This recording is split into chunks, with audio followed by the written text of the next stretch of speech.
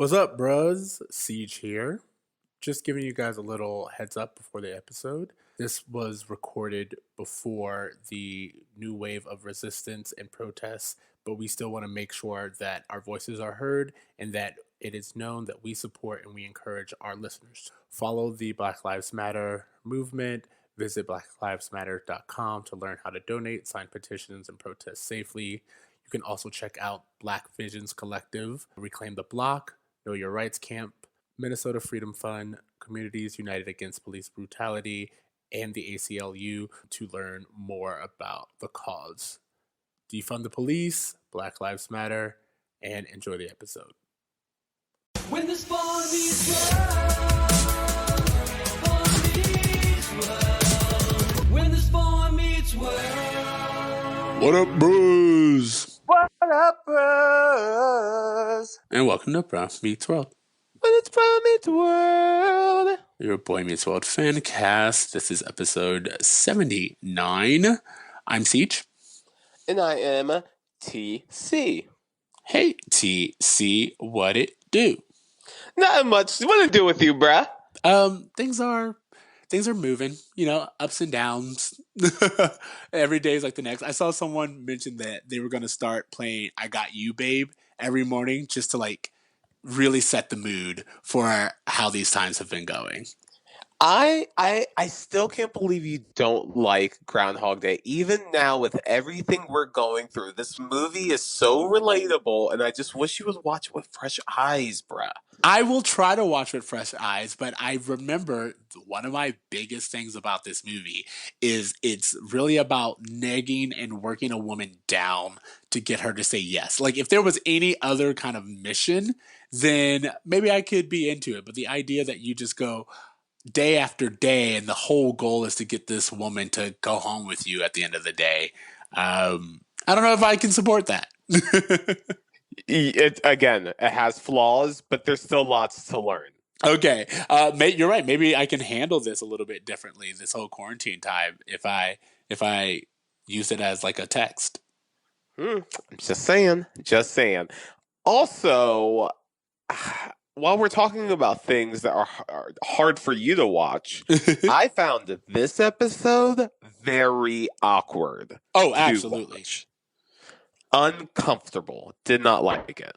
The episode itself was clunky, and they didn't really. And then also, I felt like there were lots of things we could do that would solve this problem, so to speak. I don't know. It kind of felt like a crossover episode of Roseanne with Boy Meets World, but without any of the real social commentary that both shows are known for. I disagree. I feel like this episode really tried to tell tackle a real issue, social class. We've been seeing all season long. The social class is one of the most prevalent issues that keeps reappearing. It's one of the themes of the season, almost, it seems. And so it seemed like this was something they were kind of building to, maybe in a bunch of different ways, with Alan being established as a small business owner and Chet being established as the janitor. Like, we know that they come from different worlds because we've seen those worlds established and built out. And I feel like this was an interesting collision of people that should get along but don't, and the reasons why they don't. Well, I'd say we go right into it so we can discuss this a little bit further. I don't have a tell me about it. I feel so unprepared. Okay, all right. Tell us about it. Tell us all about the show. Corey and Sean want to eat, but the parents don't want to see because they pouring shit and they don't like it. You could have just said no. All right. I'm going to say, tell us about it. No. It's fine. I love it. Okay. This is season 4, episode 10, Turkey Day. Corey and Sean are given an assignment over the Thanksgiving weekend about class differences that are at the heart of conflict in Rwanda, and are quick to assume that the same divisions between the haves and the have-nots do not exist in Philadelphia. But they learn better when their respective families do not show full enthusiasm in spending their Thanksgiving together. Meanwhile, Frankie's younger brother Herman hears that the aristocratic Matthews are coming to the trailer park and decides to try to sweetheart Corey's sister Morgan. It's so interesting that they seem to come from such different social classes, yet Sean and Corey have been able to walk back and forth to each other's houses like it's nothing. They all live in the same school district. Clearly, Frankie's brother is in class with Morgan. They have so many interactions with each other, but they seem worlds apart. It's really the adults who are like, can't sit here. Like we don't take kindly to your kind type situation. And And it's so funny because I don't think that the Matthews had an issue. Oh, well, I mean, yes, they did have issues, but part of this was Verna was acting fucking nuts this episode, right? yeah, I was going to say that's another really big part of it is that a lot of the onus comes from the the lower class feeling intimidated, or insecure about their position, which I'm sure is a thing, but like the idea that it's almost all on them and Amy and Alan just like by doing the bare minimum of things that they would normally do are offending these people. I didn't like it all. Why didn't the Matthews host Thanksgiving at their house? They host Christmas parties every year. Thank you. That's what I was going to say. I was like, a very easy, quick solution to this whole thing would have been for the Matthews to be like, you know what? We can host. We have the space. It's We like, host a dinner with Sean every night anyway. For two extra people to show up is nothing. it would have been nothing at all. And don't get me wrong, that would have like negated the episode, or maybe it wouldn't have. I don't think, I think even the idea of, the Matthews showing up to the trailer park and not being welcomed. I was like, why wouldn't you just go back to the Matthews instead of like rushing them out? It makes no sense. They're clearly not that far away, and this could have been done without being this awkward. Also, there's a portion of the episode where the Trailer Park Homeowners Association demands that the hunters kick out the rich people from the trailer park. What's happening here? Who are these neighbors? What is this homeowner association? How are they judging that a person's class makes them unable of entering the trailer park? Corey comes here all the time. It just feels weird. It felt like a weird episode twist to have like the homeowners of the trailer park be like, "Hey, rich people can't come here." It was awkward. Yeah. Speaking of the homeowners, let's just go and do our roll call really quick, Roll call. which is to say that we have Ned Bellamy as Luther. We have K.E.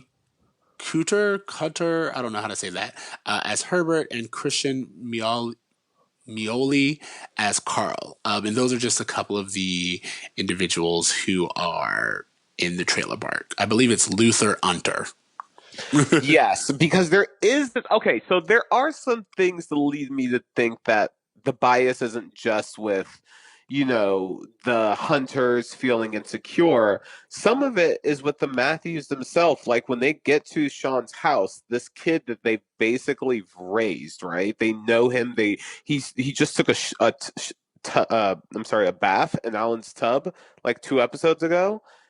They show up to this kid's house and they're like, "Oh, make sure that the purse is out of the car. Make sure that the car door is locked." Everyone, like, look at this. It says the Unters. Clearly, it had an H on it and it just fell off because you know how poor people treat their property. They don't take care of it. Ha ha. Like, all of it felt like a side of the Matthews that I had never seen before. I agree, but I'm gonna defend the hunters thing. I'm sorry, if you're looking for the hunters in a specific area and it turns out that their neighbors are the hunters, you are not being classist to assume that an H is missing. You know what I mean? Like that's especially since they're next door neighbors. I don't know. Maybe more so the whole car thing took me off guard than the Unters thing because you're right. That's an easy mistake. But it seemed interesting that they saw a divide because they considered themselves like constantly on the brink of making their bills. You know what I mean? Like that's what we've always seen from them is that they're hustling to get their bills paid. So you would think that they would feel okay being at Chet and Verna's. You know what I mean? Like they had this small apartment we learned when they first started, and later on in the series, Alan takes Corey to see where he grew up, and it was a small apartment in the city, and so it just feels like that. There shouldn't be this divide there. Like Alan should be able to go over and have a beer with Chet, and it shouldn't be awkward. That's what I was going to say. It's really interesting to me because Alan, we know that his mom is like a vagabond and just constantly on the move and never really there. We know that he was in the military and then he got this job as a like in a grocery store. So I was like, Alan's never exactly been Mr. Middle America. It's not like his entire life he came from doctors and lawyers and business owners. He just got here, and the idea that he would be so uncomfortable and so unable to interact with people who I'm sure he sees and interacts with on a daily basis, if not employees, was very off-putting.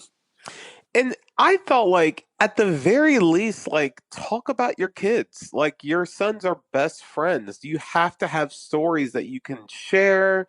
Chet and Vernon were gone for like a year. Like tell them some of the shenanigans that Sean got into. Like bullshit nothing conversation. When it was just the four of them in the trailer by themselves, it was so uncomfortable. And maybe that was the point. Like I'm sure it was. But like I said, it just isn't in line with how we've seen these people portrayed in the rest of the episodes. Yeah, agreed. And especially this idea of Verna being someone who is just so insecure about the house and home that she has. Don't get me wrong, I understand that mindset of like, oh, wait, you brought China, all I have is plastic. But it seems like everything that Amy and Alan would do upset her or made her feel insecure. And the idea to me, that kind of puts all of the onus and awkwardness on Verna and Chet and none on Alan and Amy, other than, oh, I was trying to be nice and brought this bottle of wine, and it turns out that I was being too fancy. For the record, mixing both bottles of wine into a giant bowl with oranges and bananas sounds disgusting, Oh, it Vernon. does No sound one wants your disgusting. trash wine. I mean, that's kind of like the joke. The joke is this woman. Bananas, eh. The joke is this woman doesn't understand the value of that bottle of wine. But how hard is it to suck it up and be like, you know what? I'll try it. Why is there so much wine anyway? There's nothing but kids here. That's a very good point. There are only four people who can drink at that entire place. What did you think about the correlation between African apartheid and the Hunters and the Matthews? I don't mind it because the idea that it helped Corey and Sean, who were very much like, there's no way that that kind of divide exists here in Philadelphia, understand all of these things aren't in third world. They're not just problems in Africa or overseas. We have the exact same issues in our own backyard, literally. I like that. I thought it was really interesting how they worked in the food bank story at the beginning. Apparently, Corey and Sean win a prize because they collect the most cans for the food bank, which inevitably gets sent back to Sean's house because he's the only recipient poor enough to get the cans in his class, is what I'm assuming. Just the fact that those cans cycle through his house and the school back and forth, I just thought was really interesting observation of class. But we know he's not the only one in his class because Frankie is in not only in his class, but has been shown to be like known throughout school. So I think it says something that Sean has embraced it as part of his identity. And I think other people don't see it as much of a defining quality as Sean seems to. Sure. Because yeah, that doesn't seem like a hang up that Frankie has. No, in fact, at the end, it's Frankie and his brother who kind of come together, and there's always room at our table, and I think that that's interesting considering the fact that we don't see their parents anywhere. So you have like these two children kind of on their own who understand that the real purpose of this holiday is togetherness and appreciation and family. And you know what? Because we fleshed out Frankie's character, we know that his dad's a professional wrestler that's probably on tour a bunch of times. Like, that makes perfect sense for why he and Herman are the perfect ones to like usher in this new way of thinking about Thanksgiving, and what's going on between the parents doesn't have to go on between the kids. And I just thought that Boy Meets World did a really good job of preparing us for this episode through these stories that we've seen established throughout the season. Sean, I'm really sorry about this whole thing. I mean, my parents have just been acting like jerks. Yeah, well, my parents didn't exactly go out of their way to make them feel welcome. I guess this whole thing was just a mistake. Why can't they just hang out together? Adults are not narrow-minded by nature. They can, however, be set in their ways. I am but a callow youth, yet it seems to me a shame they should be set in the way of disliking each other. They come from different worlds. Think of them as the Hutus and Tutsis, living with prejudice and hatred passed on from parent to child, because it is what they've grown accustomed to. Are we the only two people on this whole planet who don't know who the Hutus and Tutsis are? Yeah, it felt very much like the children are our future type situation. Yes. And it also seemed like I was with you where I was surprised at Herman's relevance. Herman has made way more guest appearances than I expected, considering how we kind of just run through side characters. But I thought they used him well in this episode. Okay, so quick question.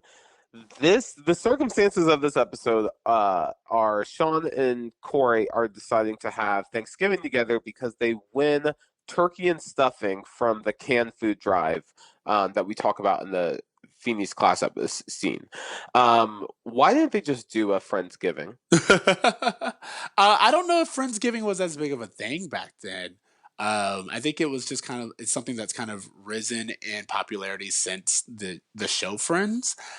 So I just don't know. That's like one of my excuses. And another is that, again, this for the same reasons why they didn't host it at the Matthews. It's just short-sighted and for the script. Okay, so this does bring me to the question I really want to get to, which is, what is your favorite Thanksgiving dish? God, if we're going to talk about it, I'm going to say I have to have my turkey. I like my turkey and gravy and macaroni and cheese. Did you know white people don't have macaroni and cheese at Thanksgiving? Yes, I did know this because whenever I started going to other people's houses for Thanksgiving, I would be like, oh, who's making macaroni and cheese? Or I would bring it and people would be like, oh, we never did that before.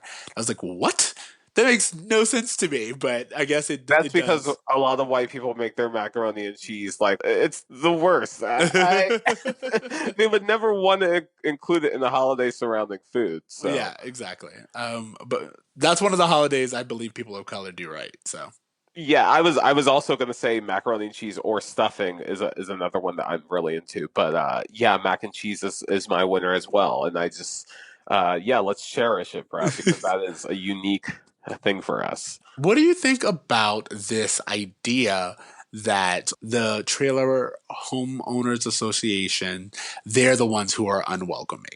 Again, I feel like it's a lot of the lower class who reject. You're bringing up a great point because I felt like imagine that the hunters went over to the Matthews, but they actually brought their trailer and like parked it on their lawn or something like that to where the homeowners association would come and say, "Hey, you have to have these people get out of here." Sure, you're thinking like a National Lampoon's. That makes more sense than people in the trailer. Like, I don't know. It seems in my own personal experience that when you get to a certain class, everyone just becomes more accepting of people rather than rejecting. Yeah, well, that's what I was saying. It seems like even though the show is trying to say that we should overcome class differences and anyone can be friends and acceptance and all this other stuff, they also are making the argument that those who are lower class are the ones who are more prejudiced. That's the argument they're making. I mean, we spend so much time with Chet and his neighbors saying that people like they don't want their kind here, or the neighbor who assumes that he's being judged by the Matthews early on. There seems to be a lot of hostility and assumption right off the bat, even though the Matthews have done nothing but be present. Yeah, I don't think that was the best use of that storyline. Like, I think would have been what would have been better is if maybe Verna and Chet started fighting and they decided, you know what, we're just not going to do this anymore. We don't want to host Thanksgiving anymore. Like that would have been more believable than like a mob of angry trailer owners coming to, kick out the rich people. Yeah, and I think like even if they didn't want to not host it anymore, I feel like the idea that this is the first Thanksgiving of Chet and Verna and Sean's together since all of the drama went down, I feel like that's a really big storyline. I feel like that's something that we could talk about. I feel like also another great thing would have been if Thanksgiving, like if they threw it, but it was just like a disaster. Like things just kept falling apart, and like there could have been a lot of the humor in that of just like these dishes that Verna made that just didn't turn out right, and there's being a goat in the trailer park. Maybe he makes an appearance. I don't know. Like it's a more fun episode. Yeah, I feel like something like A Christmas Story or National Lampoon's Family Vacation or Christmas Holiday or whatever it's called, something that really cranked up the humor and this idea of trying to get everything together, but it all come crashing down. I think that would have been a really nice thing to see instead of this class divide that really does seem to be brought on by adults and also really does seem to be brought on by the lower class not wanting the middle class in their presence. One of the things I thought was really interesting was that the guy who lives in the Unters trailer, Yeah. somehow through conversation, Morgan says that they live in Cedar Heights, and he goes, "Oh, Cedar Heights, la di da," which is so interesting that the Matthews have always presented themselves as these people who are like barely hanging on to their middle class lifestyle, but evidently they live in a neighborhood that is so prestigious that this guy is like, "Oh, look at these hoity-toities bragging about where they live." Just the perception of class from these different communities is really interesting. Yeah, I actually looked it up and I looked at like a couple of the houses on Zillow in that area in Philadelphia. And yeah, it does look like a really nice neighborhood to live in. But I don't know of anyone who would be automatically dismissive of someone just because they're from there. I don't know. Maybe we are a little bit older and we're a little bit distant from the 90s and how they dealt with class, but it just seemed very premature, everyone's reactions. Something else that was really interesting was that Eric had like a bunch of shady blows where he was just like, "Yeah, I could be in my house right now that has a plumbing inside." Like all these like jabs at lower class and the trailer park, like these jokes that we've been talking about in Boy Meets World where we can't tell who they're rooting for, and sometimes more often than not it feels like they're kicking down more than they're lifting up. Absolutely. I mean, also, like, let's not get it twisted, Eric. You are a graduate who isn't in college and also staying with his parents. So you're not really in a position to critique other people and other families who are standing on their own 2 feet. You know what I mean?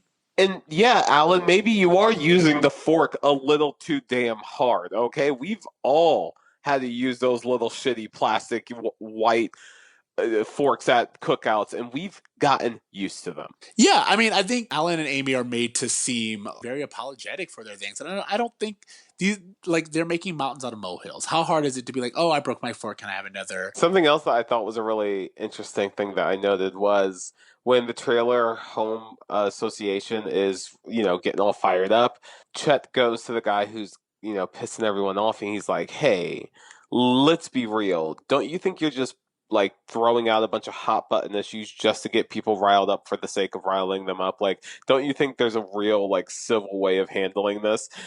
Which I just thought was so interesting because of the times that we're in. That like Boy Meets World was able to say like, "Hey, you can tell the difference between people who are actually concerned about something serious and people who are just trying to instigate a mob for the sake of it." And I just thought that was an interesting note. That is a very interesting note, especially when you consider the fact that I think Corey says to Sean something along the lines of, "Our ignorance is working for us." It's like we're not even playing into this whole thing that we need to not be friends because we don't know that we don't have to be friends, and it's clearly not as big of a deal as these individuals are making it out to be. because we're not following some kind of social norm. So did you like this episode? No, I felt like it was put together incorrectly, and I feel like we could have done something else with the storyline. I like certain parts, like the idea that Corey says, And I guess I'm thankful that my parents taught me to like people for who they are, even if they weren't lucky enough to be raised that way themselves. I like little moments like that. I like Frankie and Herman being welcoming and talking about what they're thankful for. Are you guys sure this is okay? There's always room for more at our table. It is our Thanksgiving custom to go around the table and let each person say what they are thankful for. Then we eat. Then we eat. I'm thankful for that. Next.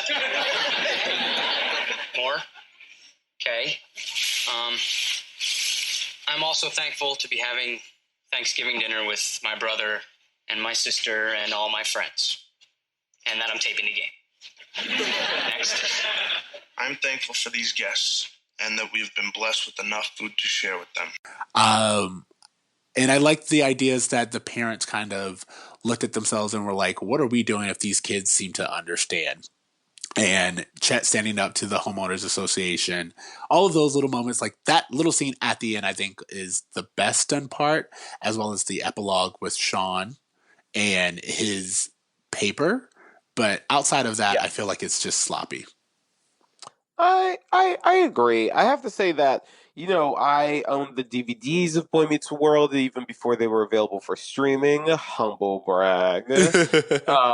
But even then, this was one of the episodes that I would skip over a lot. Like, it's just not a fun episode. Like, I commend it for what it's trying to do. I commend it for including African apartheid within the lesson plan at all. We always want them to push for more, social issues in their episodes and their storytelling. And so I'm not mad at them for tackling this, but like you said, this just wasn't a great way to do it. From a viewer's perspective, I just found myself like I think I walked away from the episode 3 different times from just awkwardness. So I'm feeling you on this. Yeah, and I think what you said is really good. I think considering what we've watched for the first half of this season and how they do this episode, I feel like it just could have been done better. I do like that they brought up the idea of class issues and how a lot of people, I guess, especially at that time, probably saw it as a problem in other parts of the world, and they were able to make it relevant for America. But again, it kind of leans heavily on being the lower income, an issue for lower income people. They literally say outsiders who look down upon us, like that's how they consider the Matthews. So, Sure. anything else you want to say? Not really. I mean, the episode is a single story episode. So, I think that those are sometimes the more successful Boy Meets World episodes, but in this case, I don't believe it was as successful.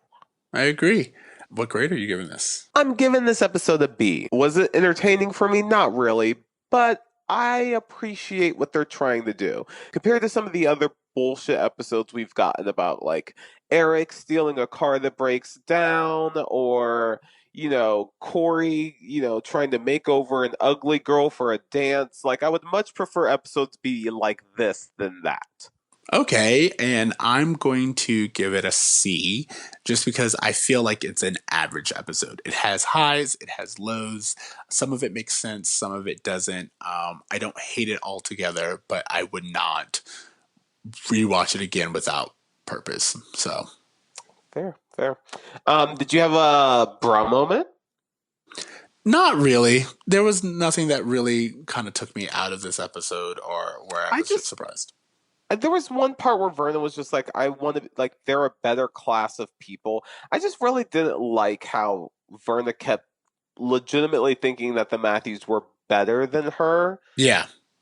But that was never proven wrong. You know what I mean? Like, Amy even says some shitty thing about, like, oh, we didn't have a bunch of matching silverware when we first started. Yeah. It just seemed kind of shitty. Like, I don't know.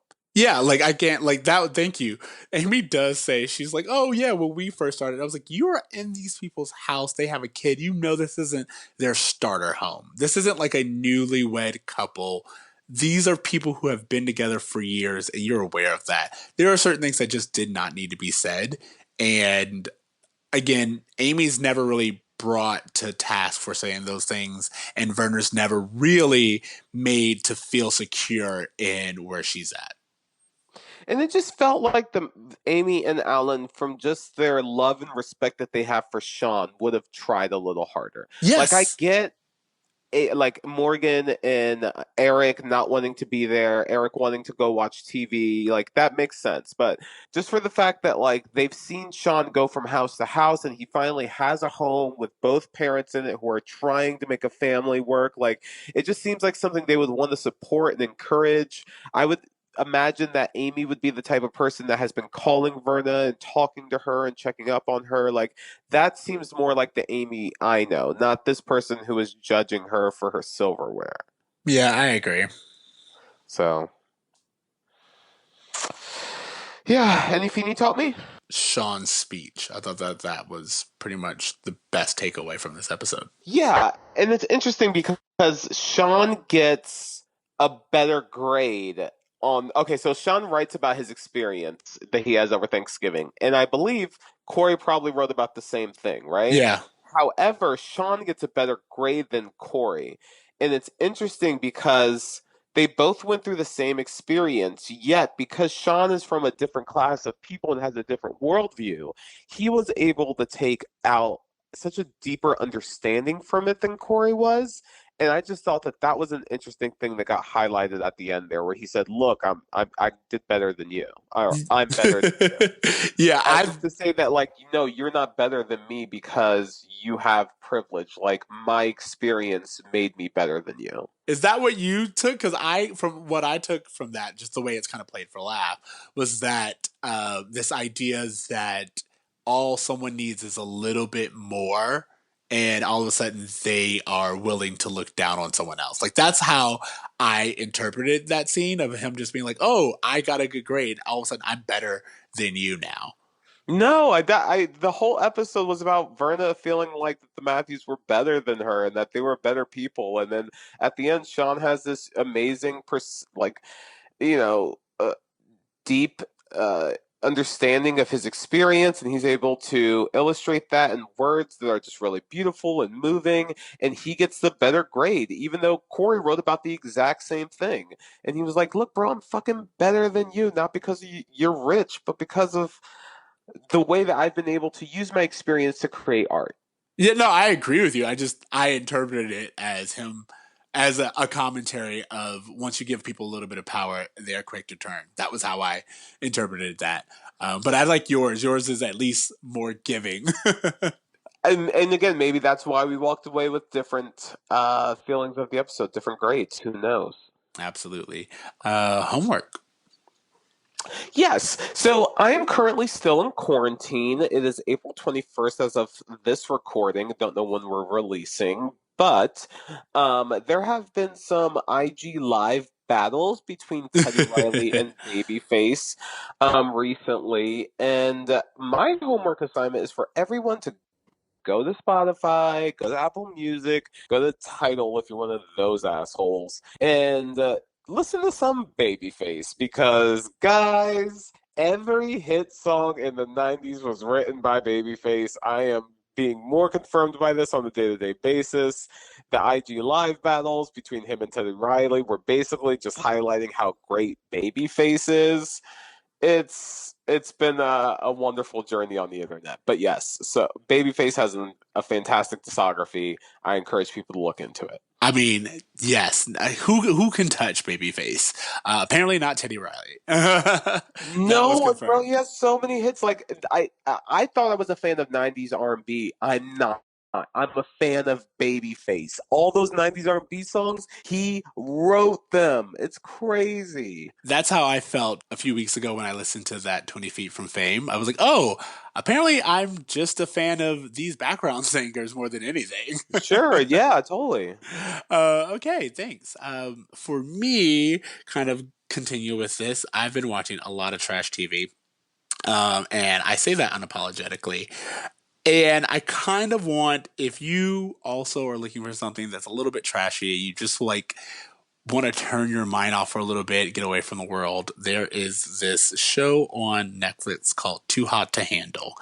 And it is mindless. It is dumb. The setup is. I can't wait to start watching it. Yeah, the setup is these people are brought to this island. They're all really attractive, and they're supposed to, of course, match with people and quote unquote find love.